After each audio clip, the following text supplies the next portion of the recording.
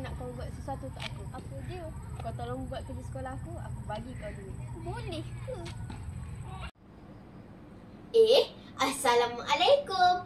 Hai kawan-kawan semua. Apa khabar kawan-kawan hari ni? Sihat? Alhamdulillah. Hari ni saya nak cakap sikit je pasal satu benda yang kita semua ni amat benci. Apa dia? Ianya ialah rasuah. Kawan-kawan tahu kan, rasuah ni macam virus. Dia merebak dan juga merosakkan semua benda.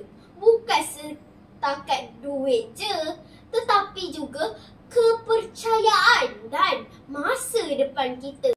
Selalu kita dengar berita pasal orang besar songlap duit, pegawai makan rasuah, projek terbengkalai sebab apa? Sebab rasuah. Memang sakit hati kan? Tapi jangan salahkan orang lain je. Rasuah takkan jadi kalau tiada yang bagi dan tiada yang menerima. Kita semua ada peranan nak banteras rasuah ni. Kita ni wira anti rasuah.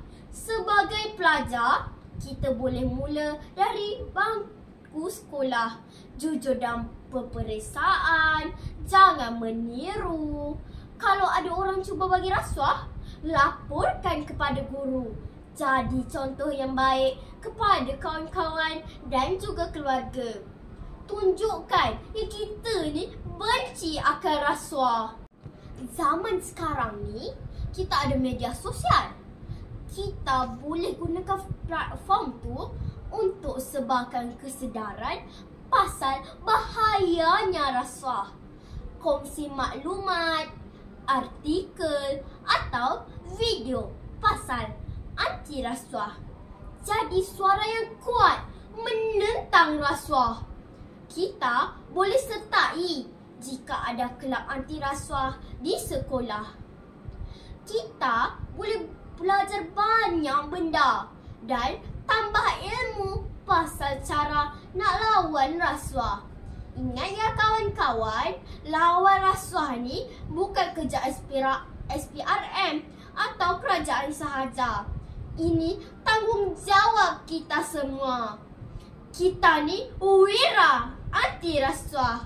Kalau kita bersatu, pasti boleh hapuskan rasuah dari Malaysia kita ini. Jom sama-sama bina Malaysia yang lebih bersih, telus dan bebas dari rasuah. Ingatlah, tersohor harimau kerana belang, tercela manusia kerana rasuah.